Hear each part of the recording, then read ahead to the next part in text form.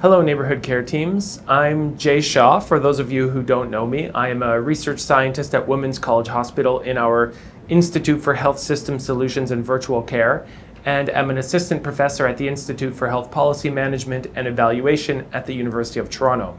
And I'm going to be talking today about the evaluation approach we're taking with the Neighborhood Care Teams. So why a video, you might ask? Well, we see how busy you all are in preparing the designs of your models of care and preparing for the implementation, and we thought that a video would just be the easiest way for us to communicate. This way you can watch this at a time of your choosing in a place that's comfortable, and you can feel free to share it with anyone you think might be interested. So in the next few minutes, I will be talking specifically about three things. I'll describe our approach, which is called developmental evaluation. I'll talk about the kind of data we need to support the evaluation. And I'll present a challenge to the teams, to all of you, in thinking through your theories of change. So what is developmental evaluation? Well, most fundamentally, it's an approach to evaluation that respects the complexity of innovation involved in programs like the Neighborhood Care Team model. So if you look at the graph behind me, you can see that the dotted line represents how people tend to think about implementation as taking place in a very linear way. But the red arrows show a more accurate version, and that's that the process of bringing the neighborhood care teams to life will require starts and stops. They'll require experimentation and pivots, and some way to know what works, what is working during the implementation, the innovation process. Only after that process of experimentation has taken place can a stable state actually be achieved. So we will certainly pay attention to the longer term outcomes of the models of care being delivered at that stable state. And that will include things like a primary focus on patient experience and other health system outcomes like reduced unplanned hospital visits. But today I want to focus more specifically on the data that can help to inform this innovation phase. This is the phase that requires our most immediate thought. So the kind of data that I'm talking about here could be called meaningful small data.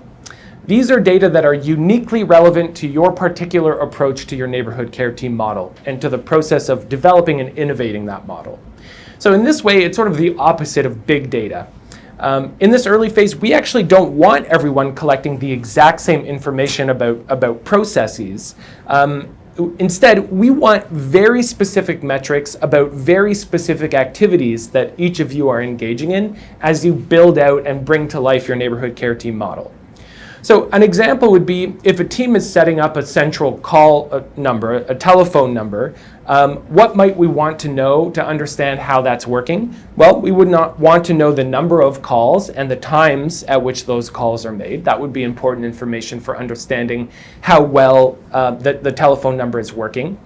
Even better would be what actually resulted from the call. Was it a referral? Was it some piece of education that was provided to the patient? So that information helps us to get that better, more detailed understanding of how the innovation phase is actually working. So that leads into the challenge of figuring out which specific metrics matter most for our effort to understand change. And that leads into the third and final point I'll talk about, which is the theory of change for your neighborhood care team model. So fundamentally, a theory of change is a statement of how the specific activities in which your team is engaged will lead to specific outcomes. And although that seems pretty straightforward, it's actually pretty challenging. It requires a few things. First, you need to break down your model of care into a collection of activities that are performed by the team members. Next, you need to think through the specific outputs that will result from those specific activities. And then finally, you need to think through how those outputs actually lead to the outcomes you're most interested in, the link between the activities, the outputs, and the outcomes. And even very experienced evaluators have difficulty doing this, and that's because of the different assumptions we all make about the way things work.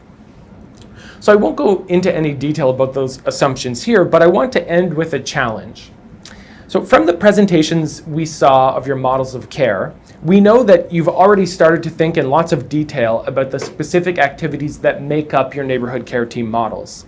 And we challenge you to think through your theories of change by producing something like the table you can see on the bottom of the page behind me. So the outputs represent the data we need for our developmental evaluation. These are the meaningful data that will help us think through the innovation phase. Outputs are typically represented as the number of instances of a particular event occurring, and we'll share an example that will help to understand that. So we'll be following up with a few things after this video. First, we'll send an example of what we're talking about to help as a guide. That will include this table and some draft statements of what a theory of change might look like. Second, we'll send just one article that provides more reading if you want to know more about this idea of a theory of change and thinking about the links between activities, outputs, and outcomes. And third, we'll plan a follow-up workshop for April or May where we can work through this content together in a bit more detail. So in the meantime, if you have any questions about the evaluation, you can email our research team, and we'll add the contact information for the research team in the email that goes out to all the neighborhood care teams. Good luck.